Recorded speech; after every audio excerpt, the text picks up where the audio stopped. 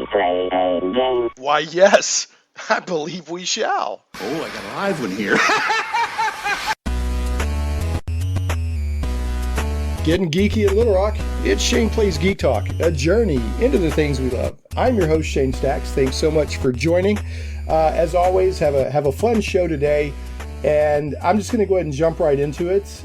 In fact, this might be a little bit of a shorter, not much, but a little bit of a shorter show today than normal. My guest has time constraints, but given the time of year that it is, and everything he has going on, I'm just super tickled to have him. So today we're going to be talking with Jake Parker of many things, but also of Inktober. So if every Inktober, if your social media, especially Instagram, but also Twitter, I've seen it on Tumblr, I've seen it on Facebook. If you start seeing drawings, ink drawings, hashtagged with Inktober or Inktober the name, for example, last year would have been hashtag Inktober 2019. This is the man who started it all. So, Jake, welcome to Shane Plays.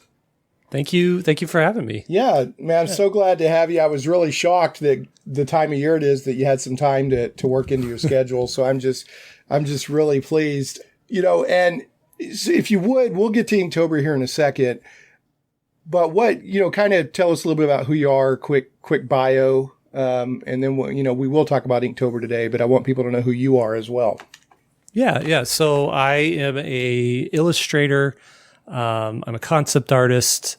I've been working professionally for over 20 years now. I spent several years in animation, in the animation industry, and I worked for Blue Sky Studios. I've done work for Disney. I've done work for a company called Real Effects in Dallas.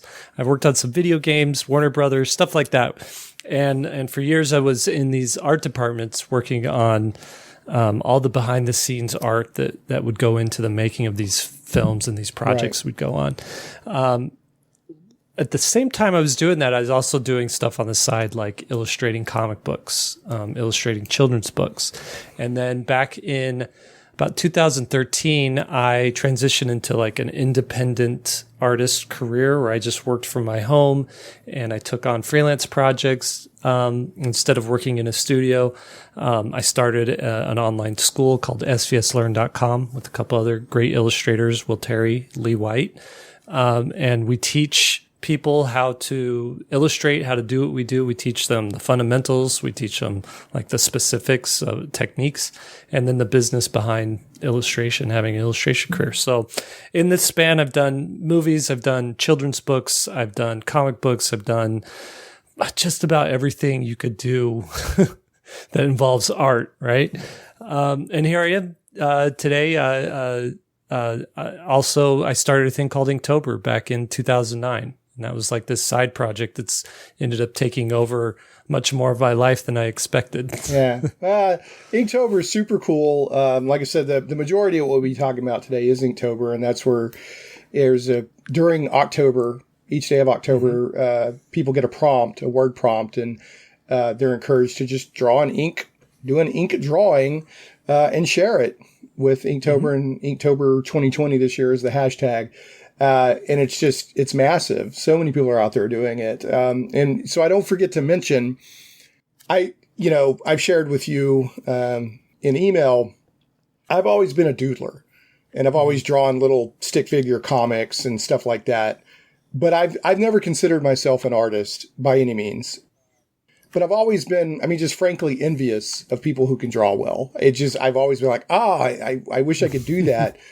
And there's a lot of people out there that, you can have talent, but you got to refine it. You got to practice it, and there's people out there that are just amazing. But even I keep all my drawings. I think I've done Inktober for 3 years. I think this will be my 4th year. And even with my little doodle type artwork, I can see an improvement over the years. And I can see being riskier in the complexity of stuff that I would want to draw. And there's something about saying, I'm going to do these 30 or October 31 drawings on a daily. It improves you. There's just something about it. And plus, when you take that prompt, you're drawing something you may not normally draw anyway. Now, if I remember right, the rules of Inktober, you don't have to follow the prompt, but you're encouraged to, right? Correct. The quote unquote rules. It's very benevolent in its rules. So I just, I want people to encourage people, if you're, no matter what level of art you think you're at, it's a fun exercise to do. It really is, because almost everybody doodles. Like if you're on the phone or, you're in school or whatever, and part of your brain was bored, you just sit there and doodle. So, but having said all that, we will get back to Inktober. I want to touch a little bit more on your career here. First of all, you mentioned SVS Learn, folks. That's the Society of Visual Storytelling, SV as in Victor, learn.com. And that'll be in the show notes when this episode goes out. People can go to shaneplays.com. And there'll be links to Jake's website, mrjakeparker.com. There'll be a link to Inktober. There'll be a link to SVS Learn. So, you can, if you're like, what the heck are they talking about? Just go to shaneplays.com and there'll be show notes there. So, I didn't even know until I started researching for the show your background in illustration and freelance illustration and professional illustration. And you mentioned a couple of things, movies, video games, and comic books. Those are three big topics that come up a lot on this show. It's general geek talk. So I want to spend a couple of minutes there. Now, you worked on what I believe is one of the most beautifully animated movies out there, and that was Titan AE. So what the level of animation on that, I still don't think that movie gets the credit it deserves. Just spectacular animation, especially that scene at the end when they're in the kind of ice crystals and all that. There's just so much, and that gas planet they were on with the little manta ray things or whatever. Just the animation is mind boggling. So what, you did concept art, or what did you do with Titan AE? So that was like my first professional job, and I was actually hired on as a rough in-betweener. And this was back when animated films were primarily done by hand on paper. Right. And so my job was essentially an assistant to an assistant of an animator. So I wasn't even an animator's assistant. I was assistant to an assistant of an animator. Right. So the animator, they would go in and they would, in animation, it's, sometimes it's 24 drawings per second. Right. And so the animator, they're super talented. They've got a lot of animation to do. So what they'll do is the key poses. So they'll draw the character, since if someone's throwing a punch, they'll draw the character pulling back, and then they'll draw the punch connecting, hand it to their assistant, and then they'll draw a few drawings in between, and then they'll hand it to the in-betweener, and we'll do the rest of the drawings that go in between those drawings. And so that's what I was doing there. What was cool about that job, this was me, like, I dropped out of school to take this job. So I was like kind of putting everything on the line. Right. And I treated that job as like the next semester of my school. So which was smart.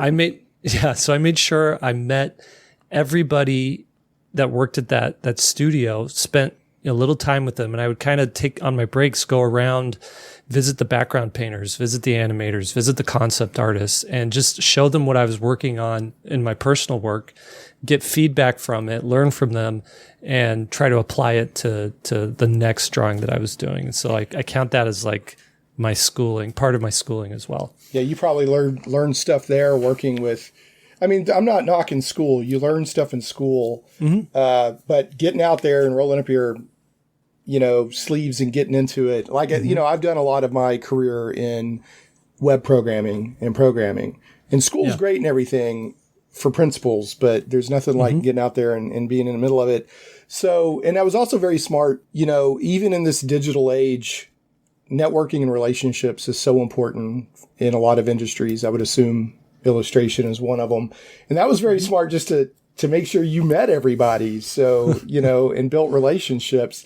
So I have to ask you, I have nothing but immense respect for Don Bluth. Did you get to interact directly with him much, or was it like very sort of, 5 steps removed?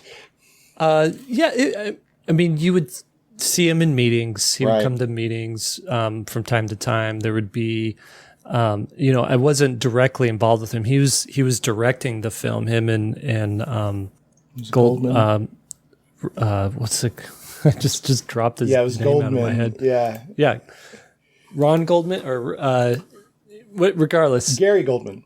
Gary Goldman. That's right. Dang it. Okay, it's been so many years.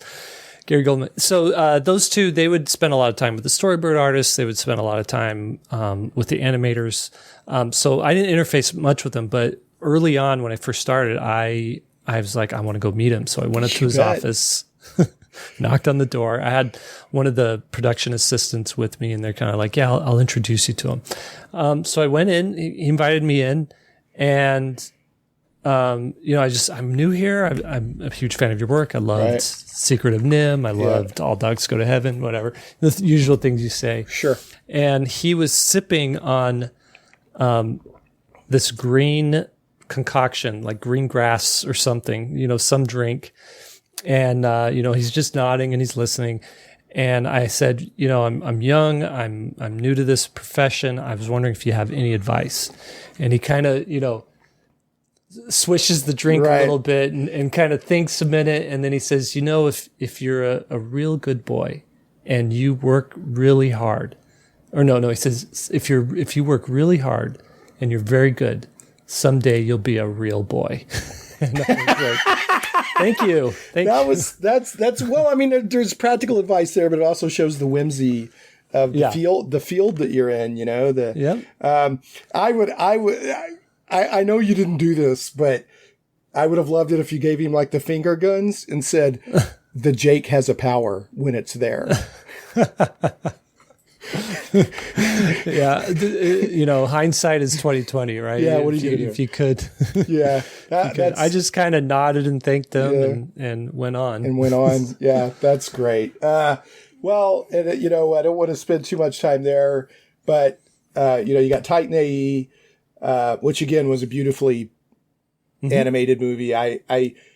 There's all kinds of different kinds of animation, and I like them all on their own certain level, but hand-drawn frame by frame animation has an element to it that I just love, that, no other animation could touch. So you've also worked, with, you said you were at Blue Sky Studios where, you, were involved with films like Horton Hears a Who, which my son has watched many times, Rio and Epic, which is super cool. And I'm blowing through that. I mean, I could do about 3 or 4 podcasts with you just going through this stuff. You've done a lot of children's books, illustration on children's books, but what was your work in comic books? I see Rocket Raccoon here, but what else have you done in comic books? So I did Rocket Raccoon. I did a 5-issue stint with Scotty Young as writer. That was really cool. It was, a highlight of my career, I would say. It was so fun working with Scotty and just kind of like he would call me up and be like, "What do you want to draw this issue?"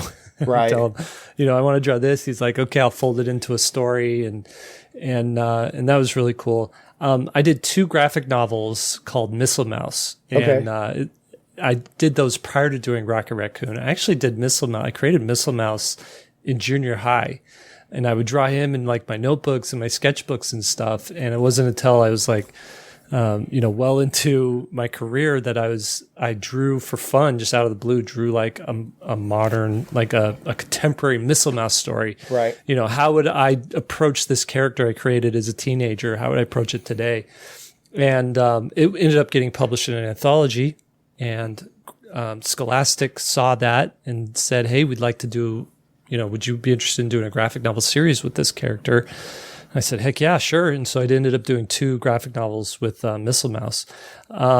So I have this thing about furry animals and projectile. Rockets and rockets. Yeah, you're like, look, Missile Mouse was years ago. But it just happens that there's also Rocket Raccoon. Speaking of comic books and Rocket Raccoon, I've been a Rocket Raccoon fan since the 80s. There was, and the reason I'm bringing this up because I see and I got to take Wikipedia with a grain of salt, so correct me if I'm wrong, but some of your influences are Bill Watterson, of course, Calvin and Hobbes, Jim Lee, and Mike Mignola. And there was a 4-issue limited series of Rocket Raccoon in the 80s that Mignola did the art for, which was amazing. And this was way before the modern, Rocket Raccoon. So were you influenced at all by that Mignola Rocket Raccoon limited series from the 80s? I have never seen it.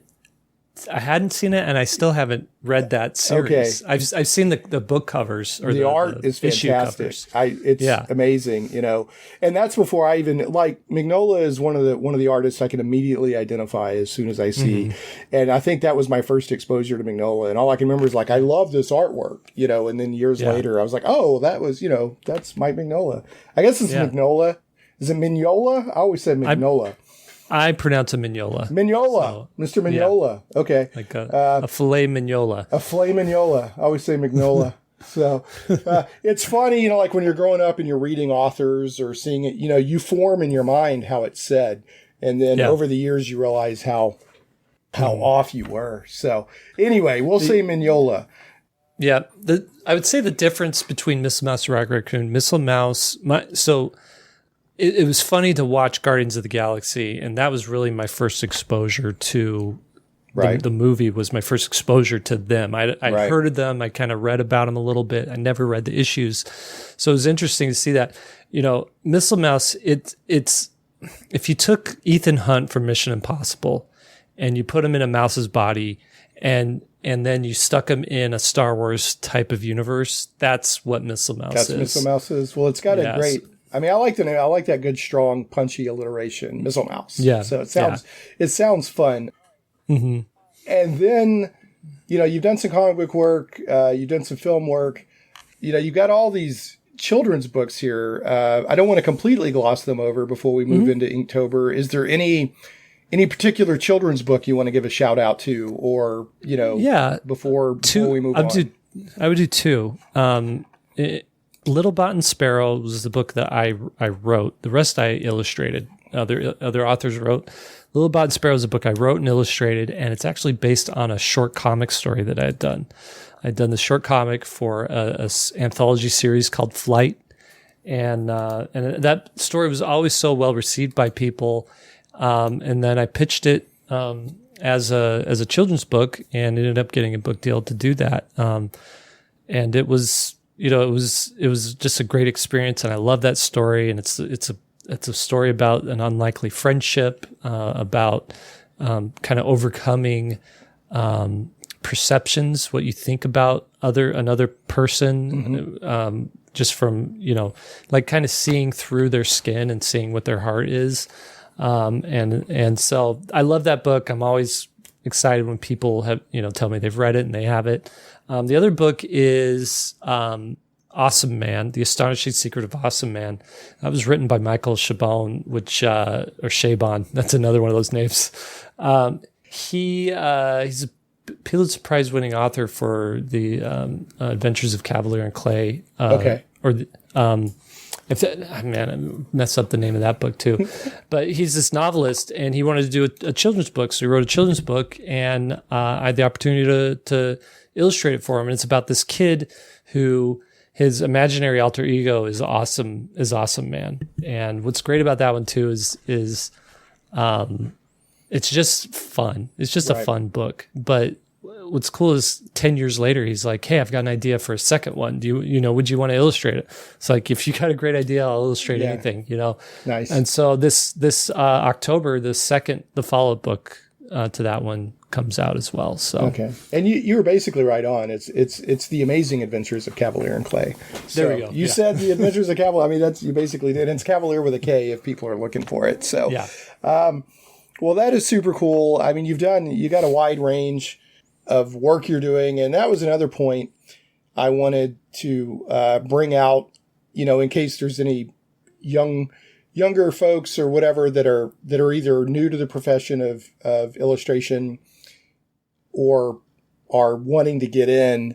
Mm-hmm. It's rare to meet somebody that's all they do is just one thing, right? Mm-hmm. It's usually a smattering of things you do to support yourself. So as much as we love this kind of stuff, it's rare to meet somebody who says, well, I just draw one piece of artwork a week and I'm done. That's just, that's usually not, so it's usually, a lot of hard work, but it's fulfilling, You know, if you have a craft that's in you and you kind of sharpen that craft and work it and all that. So, all right, let's talk about Inktober. Mm-hmm. Well, let me do this real quick as we transition into Inktober.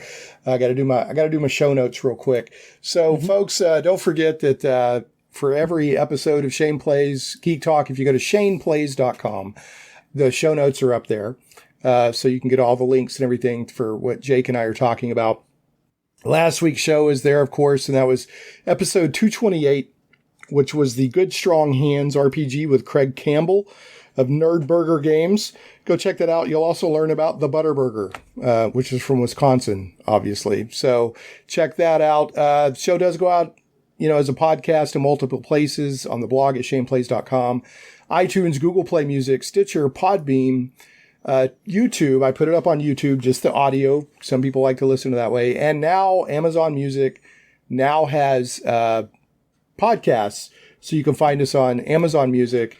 And that shook things up so much when it came out that like Spotify's stock dropped like 1.5%. I don't know how this stuff works. Just go listen to podcasts and have fun. Let the business world be itself, I guess. Shane Plays is also carried on Krypton Radio. Krypton Radio is sci-fi for your Wi-Fi, kryptonradio.com. Shane Plays does have a Patreon. You can go to patreon.com/Shane Plays and support for as little as $1 an episode. And I want to mention that Jay Parker has a Patreon too. Maybe he'll want to tell us a little bit about that when I come back from the show notes. And you can follow the Twitter. Follow me at Shane Plays. That's ShanePlays. That's the Twitter where I just constantly flap my mouth. And then I also have a less busy Twitter for those that just want the meat and potatoes. And that's at Shane Plays PR. So ShanePlays PR.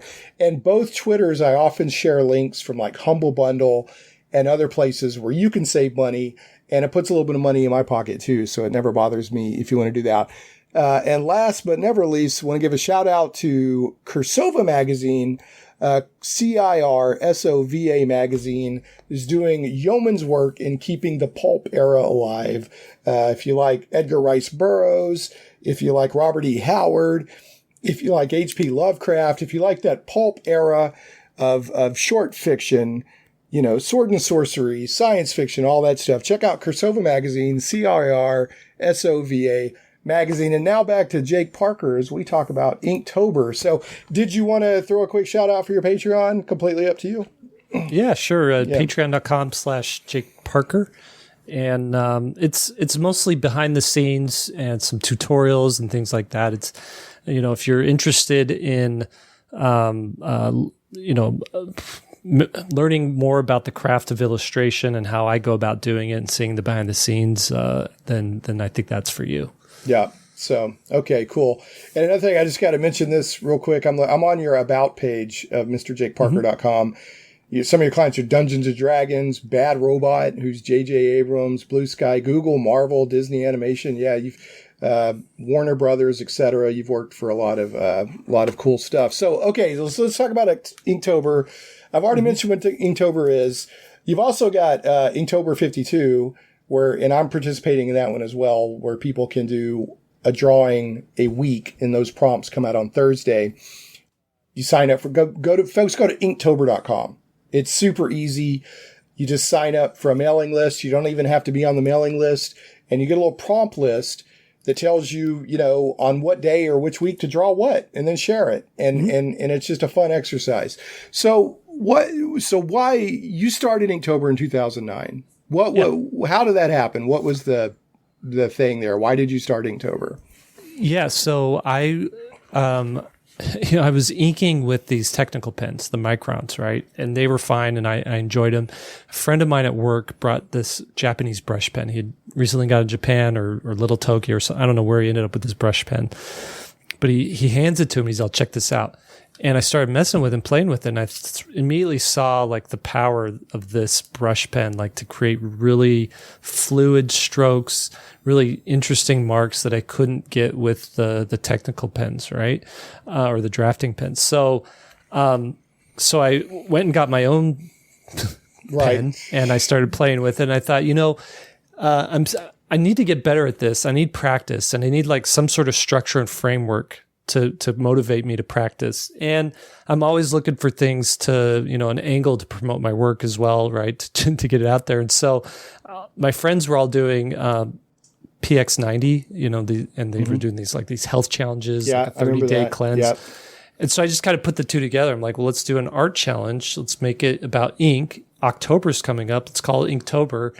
And let's just do an ink drawing every day. It'll be like this framework that I can use to get better at drawing, get better with my pen, have something that I can post consistently online so that I can get more exposure for my work. And I did it for the first year, and it was great. Like this was in the era of blogs. Nobody was really posting artwork on Twitter.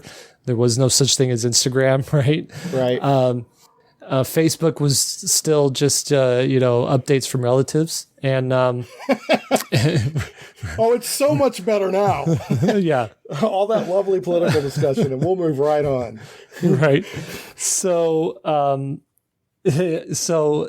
blogs was where the artist community was, like blogs and forums and message boards is where the artist community was like sharing and talking about and commenting on artwork.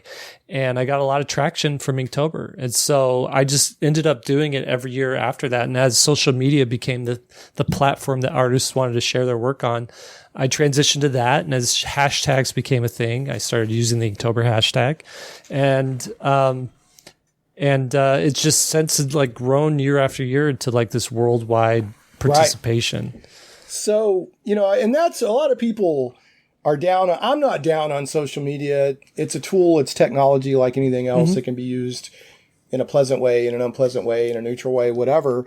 But I mean, this is an example of where social media kicks butt, right? Because Inktober probably, well, I would say not probably, wouldn't have grown like it had without social media, right? I mean, it's correct. Just, you hashtag it and off it goes.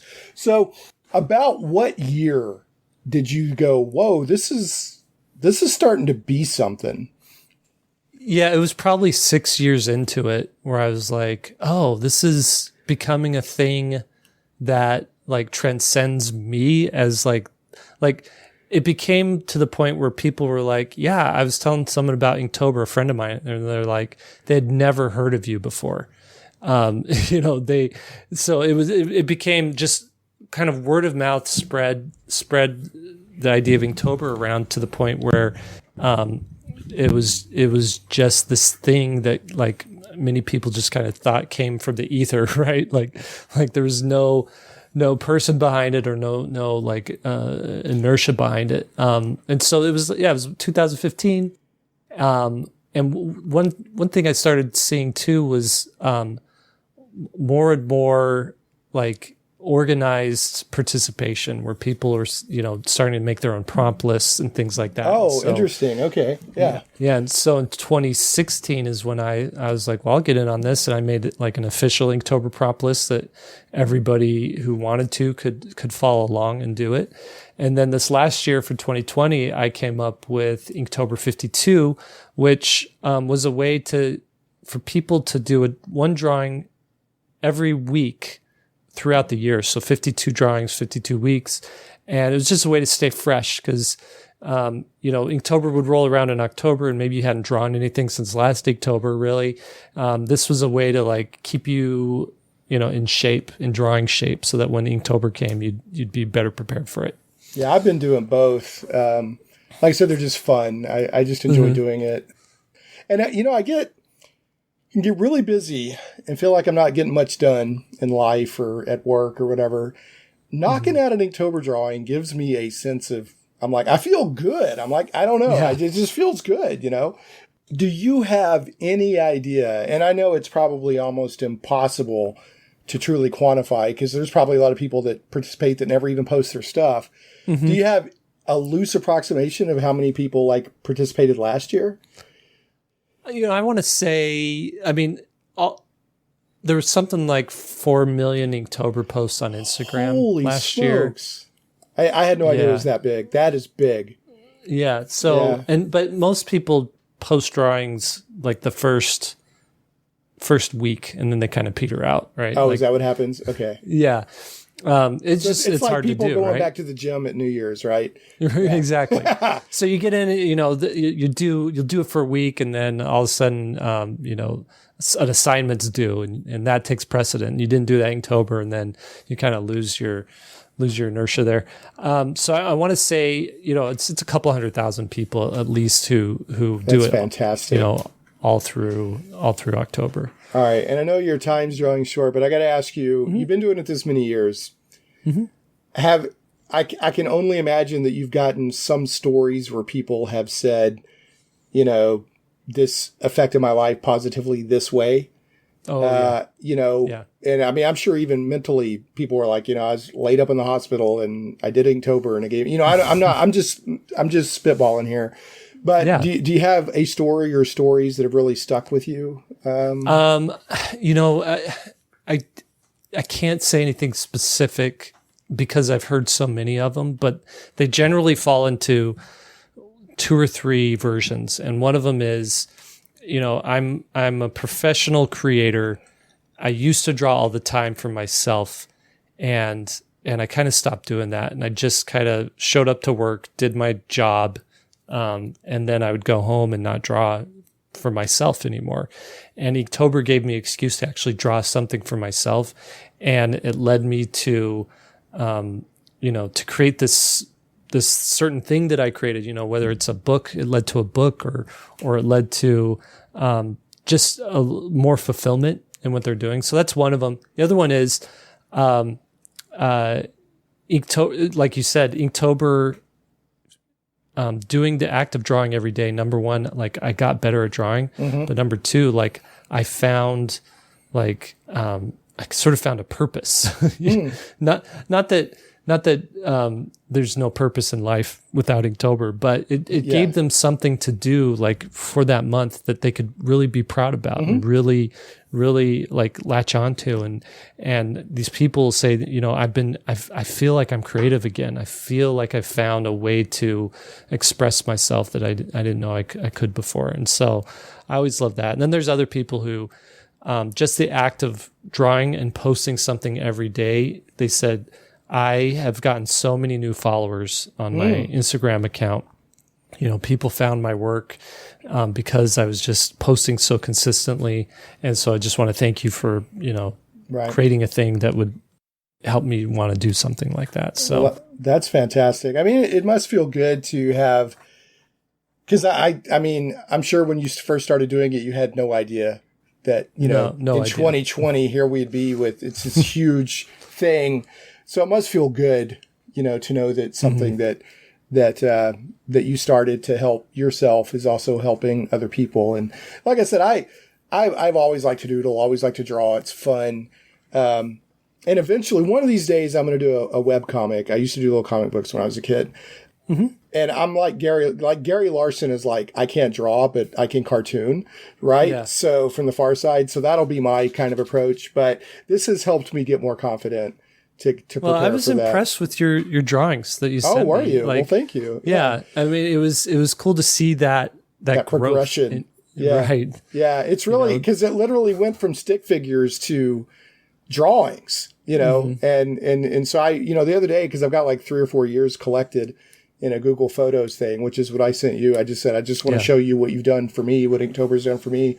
And I'm like, wow, I'm seeing a progression here.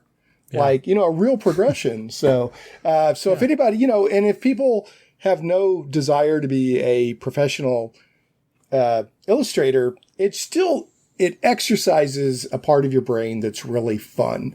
So I would, or if you've ever thought, can I draw? Should I draw? Give it a shot. It's the same thing. Like there's, we have a piano in our house. My kids play piano. I've never had lessons, but I try to learn a song every now and then. And that shift, my brain just going into that mode of music, is like the perfect relief to being on this other side of drawing all the time. And so I kind of feel like if your brain's always doing one thing, give it a chance to do something else. Exactly. And it'll help. That is a great way to put it. All right. I'm going to wrap you up. I know you got to go. I just wanted to encourage folks. This movement, this, whatever you call it, Inktober, it's very positive and encouraging. I have never seen one negative comment on a post that was shared with an Inktober hashtag. I've never seen anybody say, well, that was terrible.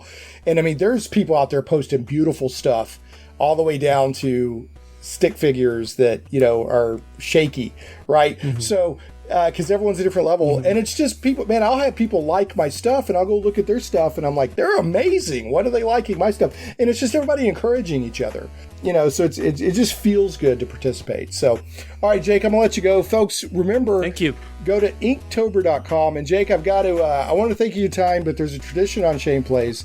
I have the bad joke of the week. Are you ready? I'm ready. Okay. What do you call a cow that plays guitar? I have no idea. A musician. Okay. All right, man. Perfect. Have fun. Have fun with Inktober this year. Folks, go to inktober.com. If you remember anything else, just go there. It's everything you need to know. Jake, thanks so much for your time. Thanks for Inktober, and I wish you nothing but success in your future endeavors. Thank you so much. It's good to meet you, and I appreciate the conversation. Absolutely. Yeah, same back to you. I've really enjoyed it.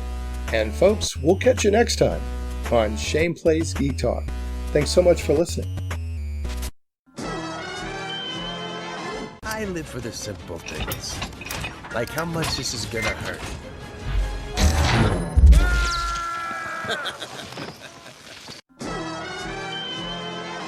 Shane Plays Radio is blessed to have sponsors, and we appreciate them very much. However, did you know that you can also support the show as an individual for as little as $1 an episode? Simply go to patreon.com/ShanePlays.